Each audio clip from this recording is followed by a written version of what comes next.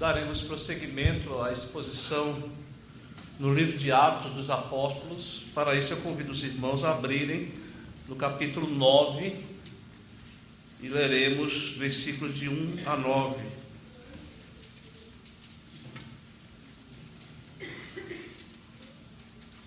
Atos dos Apóstolos, capítulo 9,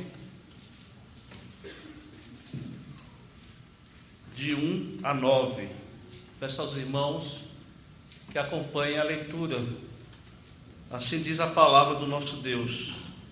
Saulo, respirando ainda ameaças e morte contra os discípulos do Senhor, dirigiu-se ao sumo sacerdote e lhe pediu cartas para as sinagogas de Damasco, a fim de que, caso achasse alguns que eram do caminho, assim homens como mulheres, os levasse presos para Jerusalém.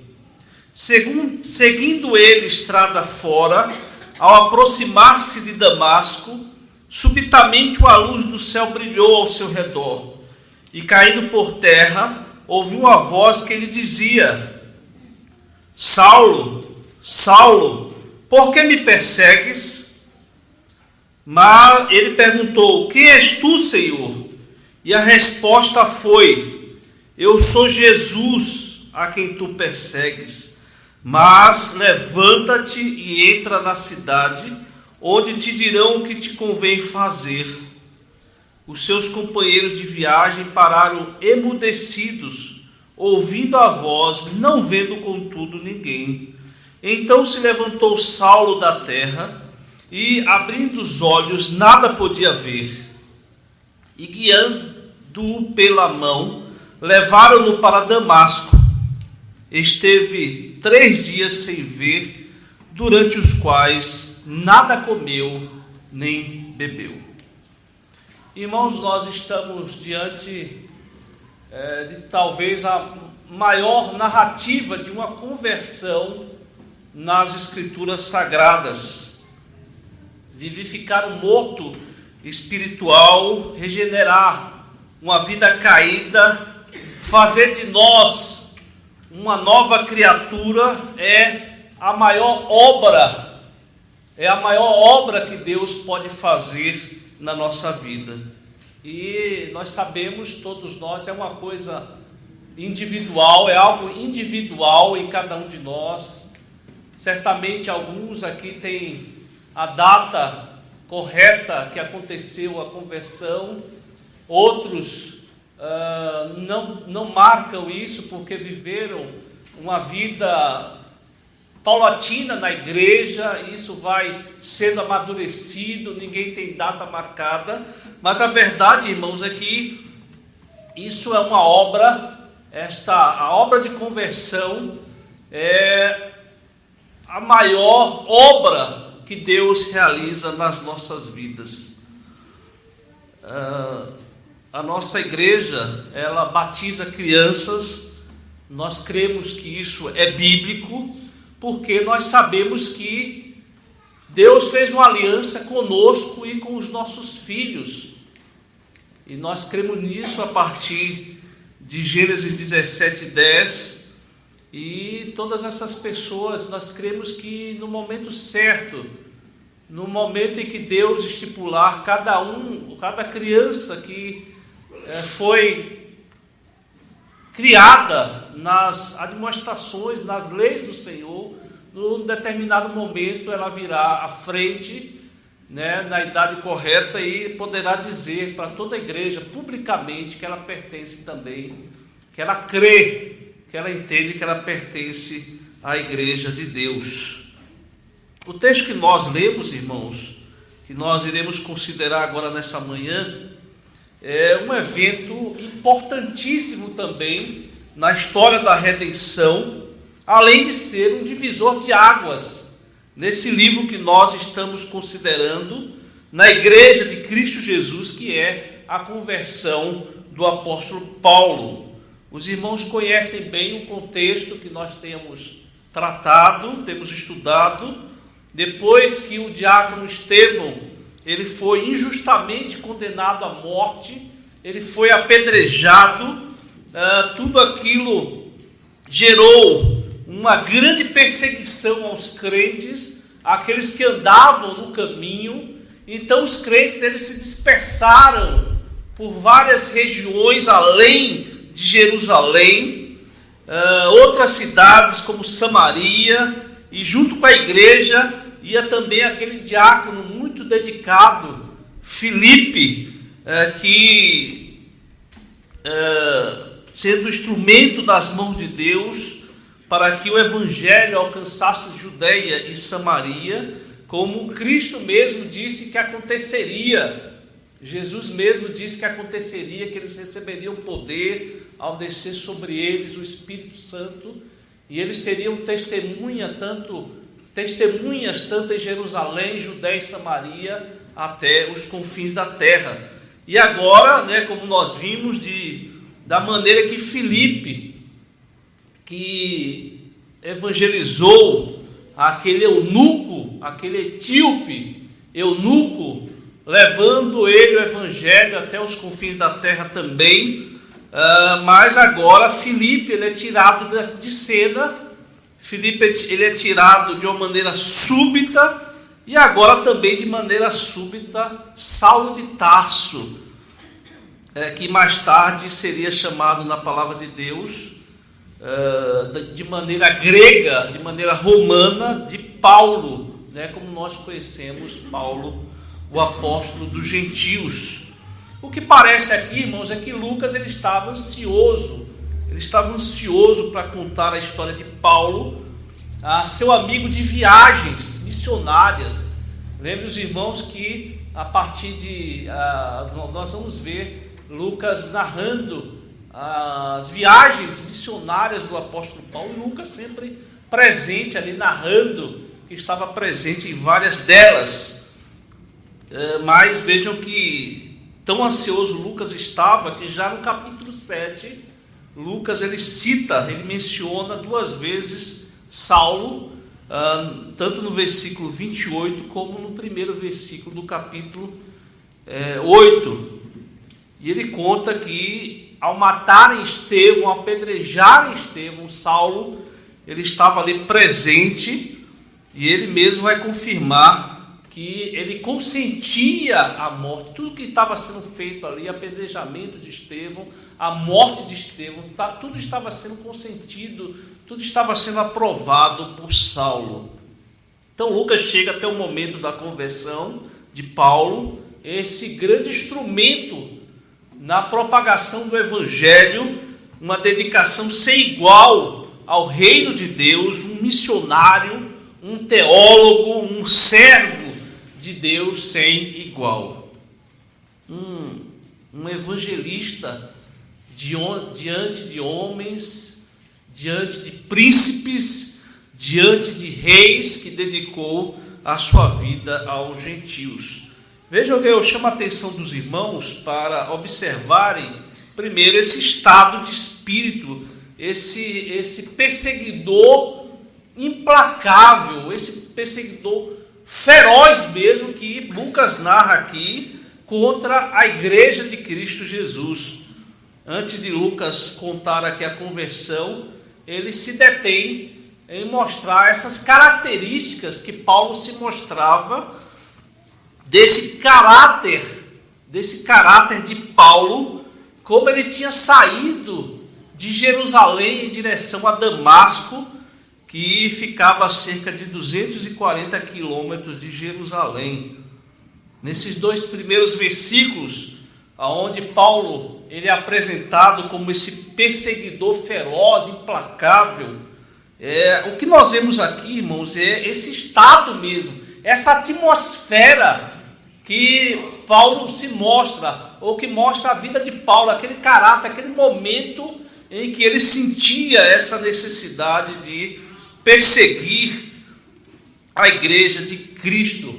Nós vemos aqui, Lucas está falando de Saulo de Tarso como sendo, veja, ele usa esse termo grego, que chega a apresentar Saulo como se fosse um animal feroz. Os irmãos podem pensar num lobo, num touro, bufando mesmo de raiva, O verbo aqui assolar é usado na tradução da Septuaginta para o Salmo 80, no verso 13, em referência a javalis, irmãos, a javalis que devastavam vinhas, né, que vinha com tudo ali, ferozmente andando, devastando toda aquela plantação de maneira feroz, de maneira brutal. É dessa maneira que Lucas narra aqui o estado de espírito de Paulo. Um animal bufando de raiva, determinado mesmo a despedaçar a sua presa, terrível perseguidor da igreja.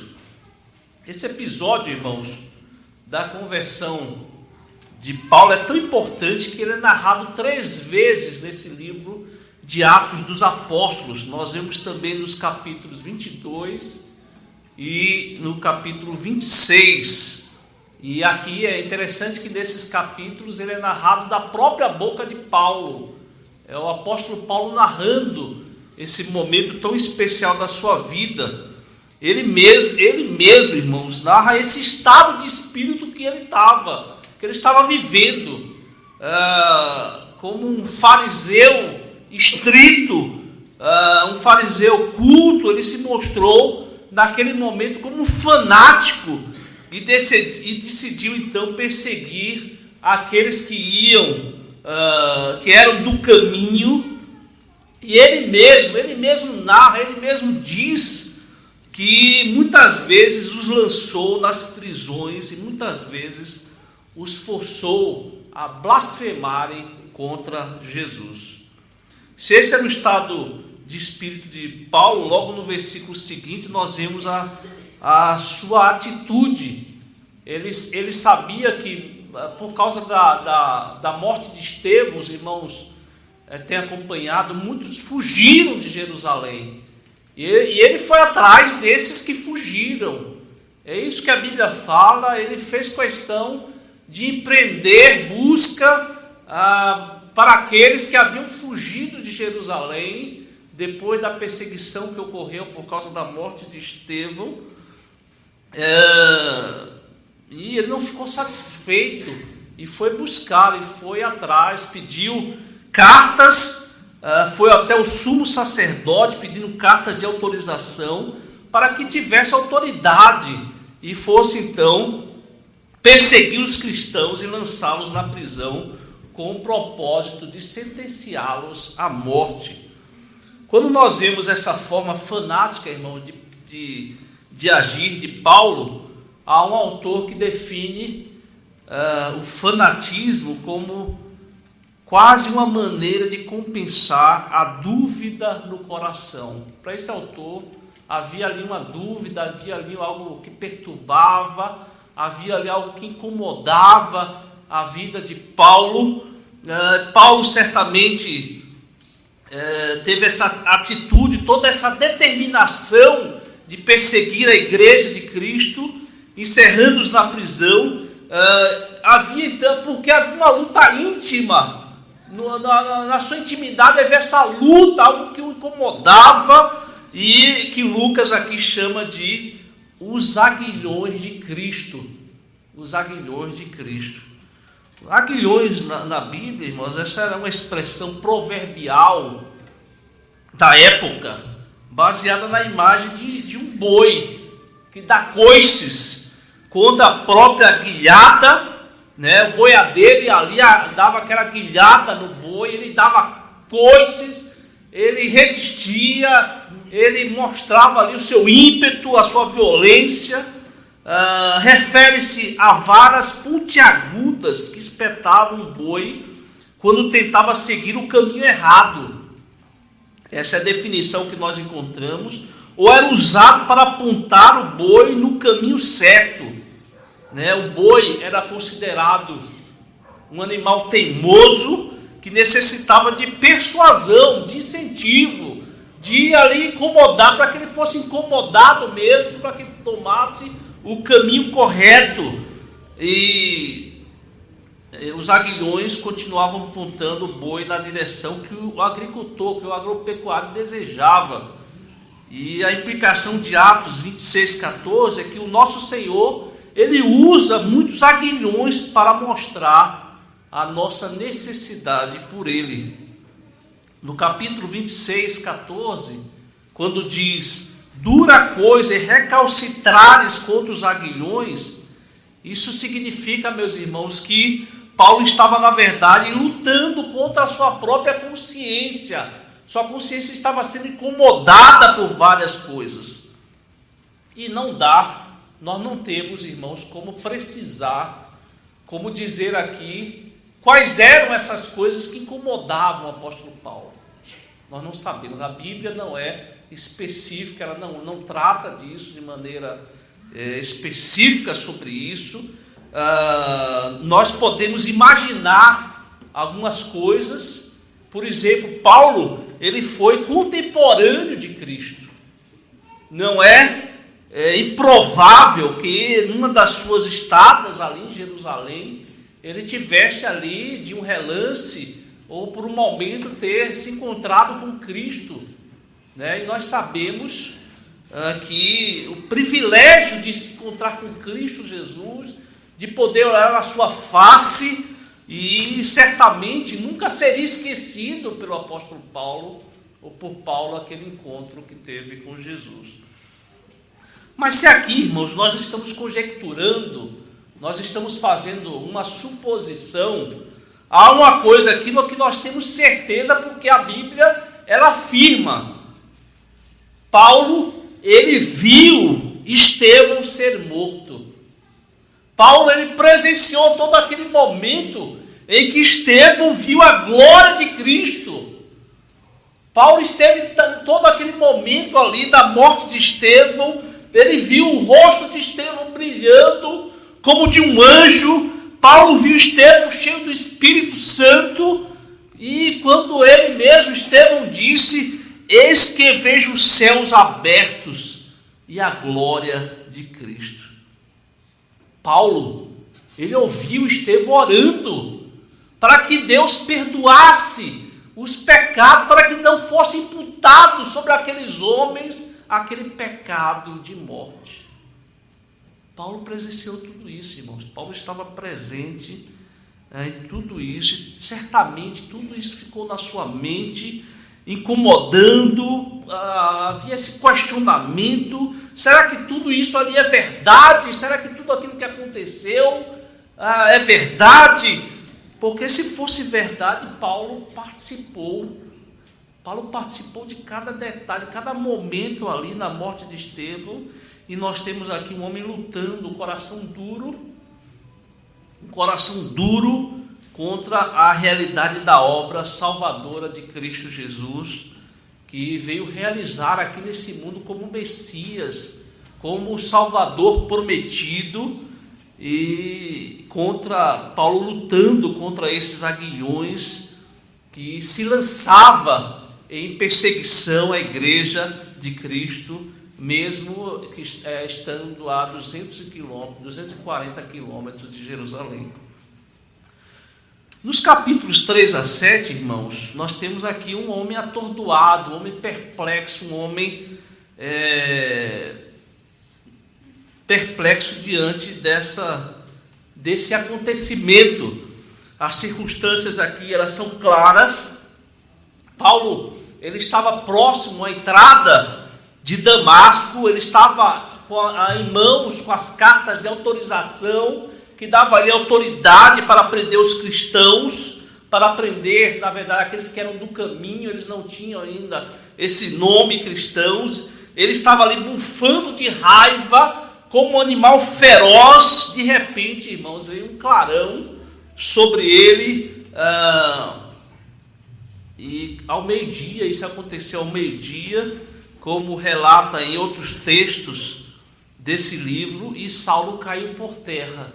Saulo caiu por terra, ouviu uma voz dizendo: Saulo, Saulo, por que me persegues?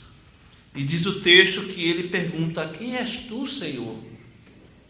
E o Senhor Jesus, quem de fato foi Jesus que apareceu a Paulo, ele mesmo disse: eu sou Jesus a quem tu persegues.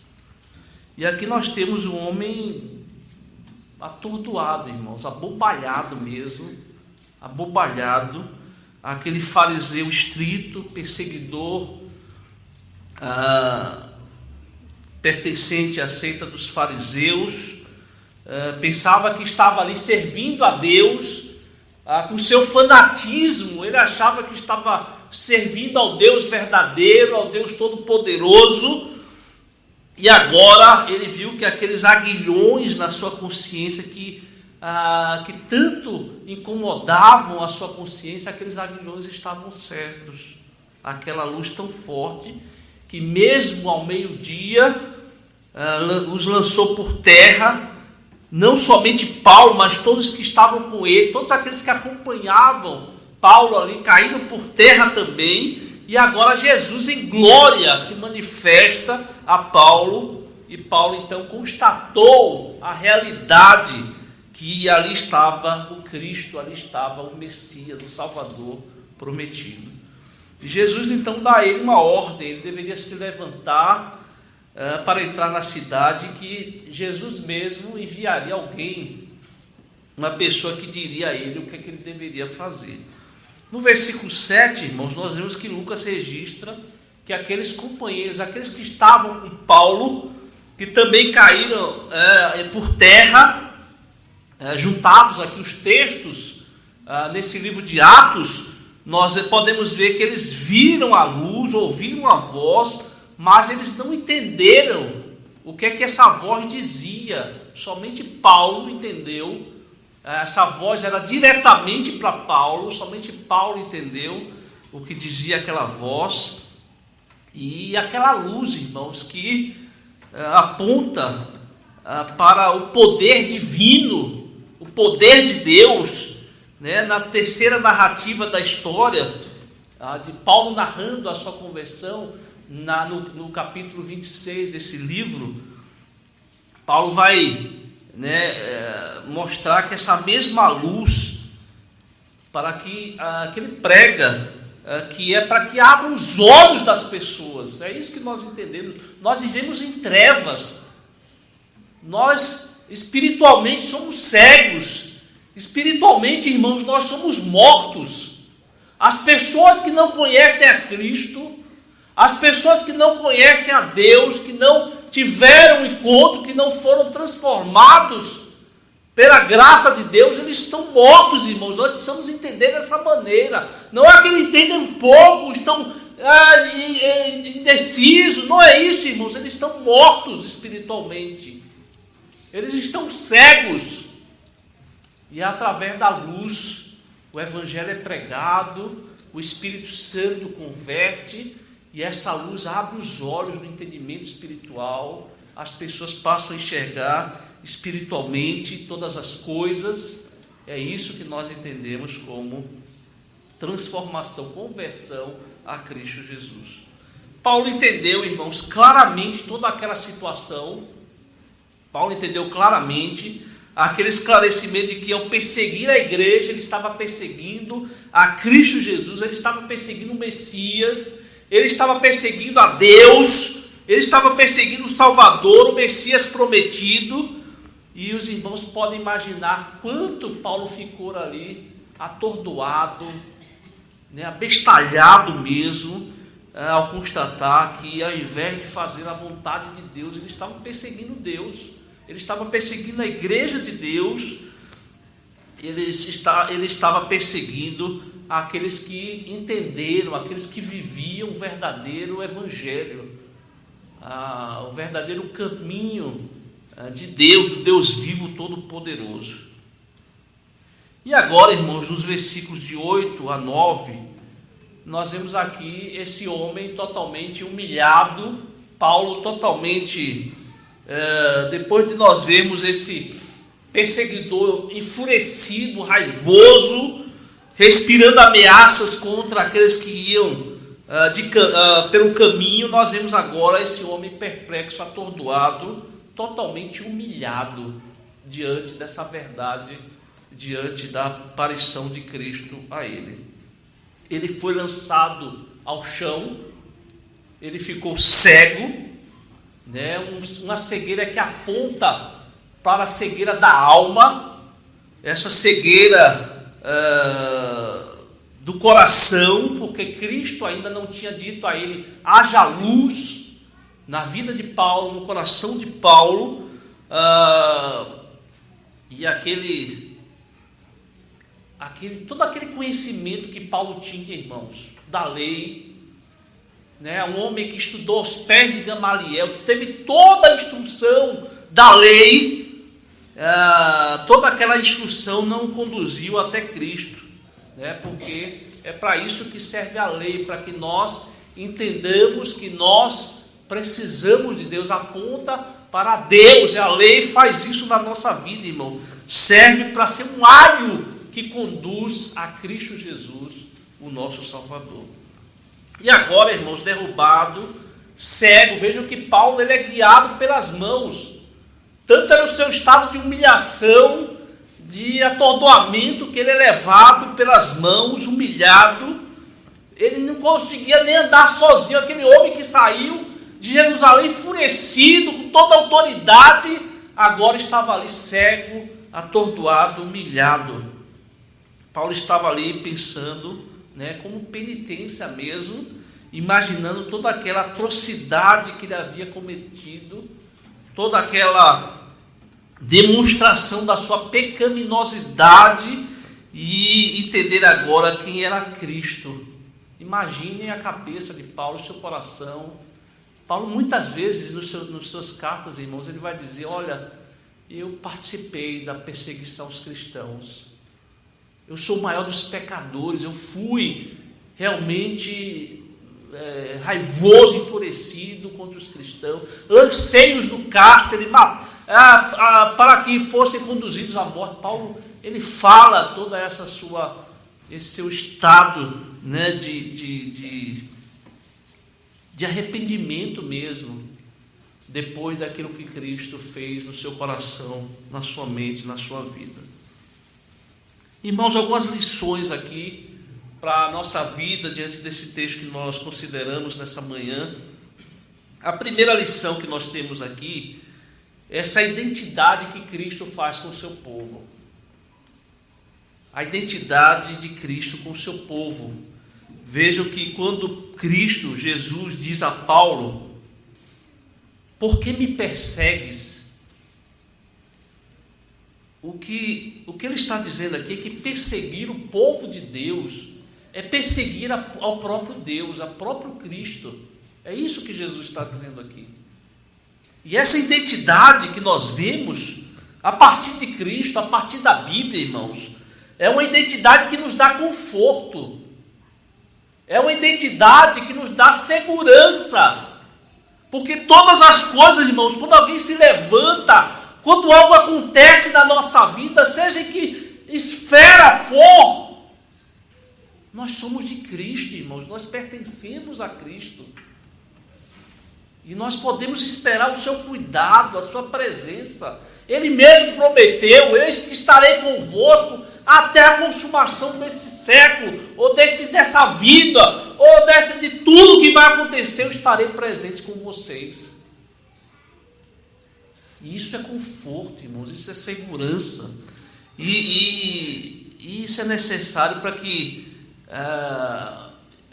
todas essas palavras trazem conforto para a nossa vida, de saber que nós pertencemos a Cristo Jesus, Ele cuida de nós, como povo seu. Isso é conforto e segurança para a nossa vida. Outra lição preciosa é da graça soberana de Cristo Jesus, evidentemente aqui demonstrada na transformação, na conversão de Paulo. Vejam que Paulo aqui não está se decidindo por Cristo. Não é Paulo que se diz aqui: agora, Senhor, eu vou dizer, agora, a partir de qualquer momento no seu coração. Não, irmãos. É Cristo que se decidiu por Paulo. Foi Cristo que tomou toda a iniciativa. Foi Cristo que fez isso na vida dele. Foi Cristo que apareceu no caminho de Damasco. É Cristo. Não houve nenhuma iniciativa aqui de Paulo de conhecer a Cristo. Ao contrário, irmãos, é isso que nós constatamos aqui. Jesus mesmo escolheu Paulo para ser um precioso instrumento aqui nesse mundo, um instrumento de propagação do Evangelho, um homem útil na mão do Senhor. Nós vemos isso através desse livro, nós vemos isso através das suas cartas. Esse homem usado como instrumento útil para testemunhar diante de homens, diante de príncipes, diante de reis, proclamar o Senhor dos senhores, proclamar Cristo como Senhor e Salvador das nossas vidas. Calvino, ele diz o seguinte: Deus não somente transformou Paulo num cordeiro manso, mas também num pastor de ovelhas. Talvez não vejamos, irmãos, não temos visto, talvez não vejamos um homem tão dedicado, um homem como outro qualquer, mas ali, esse sim teve a sua vocação, esse sim chamado como um instrumento de Deus, útil mesmo, e nós vemos todas essas narrativas na Bíblia, como talvez não vejamos um homem tão dedicado, irmãos, um homem tão usado de forma tão grandiosa nas mãos do nosso Deus. E a lição aqui é essa, irmãos. Foi Deus. Deus é soberano. Deus vai... veja que o propósito de Deus em Cristo Jesus, em todo o livro de Atos, nós temos visto até aqui, irmãos, e podemos ver em todo o livro de Atos, esses acontecimentos, registrando as coisas que Cristo continua fazendo. Cristo vai fazendo todas essas coisas, irmãos, por meio dos apóstolos, por meio de Filipe, por meio de Estevão, por meio da sua igreja. Podemos imaginar, quando Estevão estava ali sendo morto, apedrejado, podemos imaginar ali o inimigo se alegrando, parecia que tudo ali estava se acabando, que a igreja de Cristo ia ser esmigalhada, parecia que a igreja de Cristo ia ser ali destruída completamente, mas vemos ali, irmãos, é Deus soberano que vai conduzindo todas as coisas.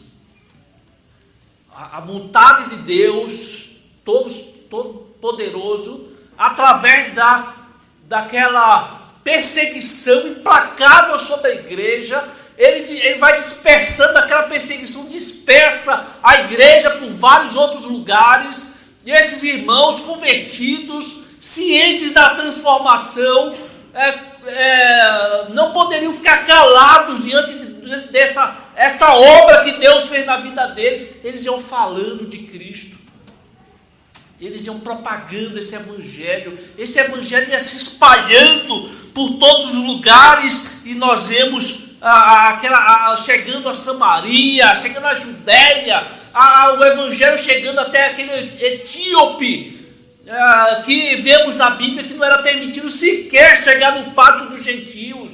Todas essas coisas, irmãos, sendo conduzidas por Deus até chegar ao maior perseguidor da igreja, aquele homem sendo dobrado, aquele homem sendo humilhado, para que servisse também ao propósito eterno de Deus, ao propósito, ao plano soberano de Deus, para que o evangelho chegasse até aos confins da terra e todas as pessoas pudessem glorificar ao Deus Todo-Poderoso. E nós temos aqui, irmãos, como lição, temos esse relato, da conversão. Essa conversão, como já disse, irmãos, é um texto importantíssimo, é um divisor de águas aqui na Bíblia, porque vemos a introdução, como eu já explanei ricamente aqui, seria um instrumento precioso nas mãos de Deus. A conversão de Paulo, irmãos, nos ensina que Deus, ele é capaz de transformar o mais improvável dos pecadores.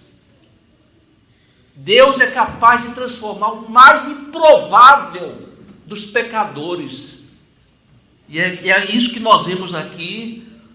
E além disso, irmão, não somente converter esse homem, mas usá-lo como instrumento precioso nas mãos de Deus de fazer tudo isso que ele realizou, descrito na palavra de Deus.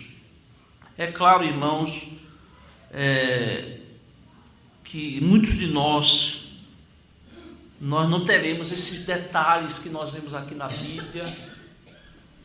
É possível que nenhum de nós veja esse clarão de luz ou tenha visto na nossa conversão.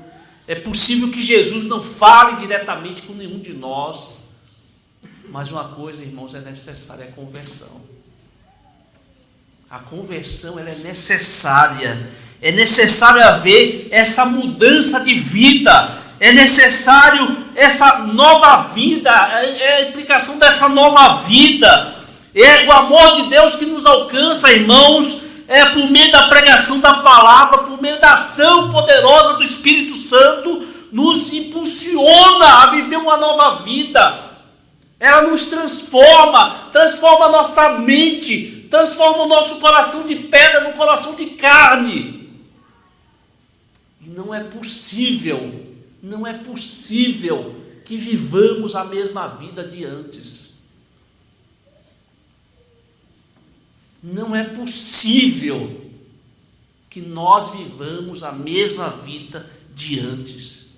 Se realmente houve uma transformação na nossa vida, no nosso coração, na nossa mente, essa transformação vai nos impulsionar, irmãos, a viver para Cristo, a sermos servos de Cristo, a desejarmos ardentemente obedecermos a Deus, a vivermos a sua palavra, a termos sede pela sua palavra, a sermos verdadeiras testemunhas de Deus, de Cristo Jesus, aqui nessa terra. Que essa conversão aqui, irmãos, esse relato da conversão seja tenha como objetivo que você possa pensar na sua vida, né? Como nós sabemos que muitas vezes a conversão de alguém funciona como algo implacável, algo que muda realmente a vida, mas depois as coisas vão se esfriando, o marasmo vai tomando conta da vida, a vida cristã vai sendo levada de qualquer forma, Deus vai sendo considerado como algo ali que faz parte em momentos ou outros. A vida de Paulo, nós vamos ver, irmãos, até o final da sua vida, ali próximo ao final da sua vida, nós vemos o homem ardente, apaixonado por Cristo, pelo Evangelho, pela vida cristã, e servir a Deus e obedecer a Deus, a tanto dele dizer: ai de mim se eu não pregar o Evangelho. Ele sabia do poder de Deus, ele conheceu realmente, irmãos, o poder do Evangelho. E assim não pode ser diferente na nossa vida. Se nós conhecemos realmente o poder do Evangelho, ele vai nos impulsionar a viver uma vida realmente de testemunha de Cristo Jesus, como Cristo Jesus disse que nós seríamos ali no início do capítulo 1. Mas recebereis poder ao descer sobre vós o Espírito Santo, e sereis minhas testemunhas, tanto em Jerusalém, Judeia, Samaria, até os confins da terra. Testemunha de Cristo. É isso que nós somos. Que Deus nos abençoe, irmãos. Amém.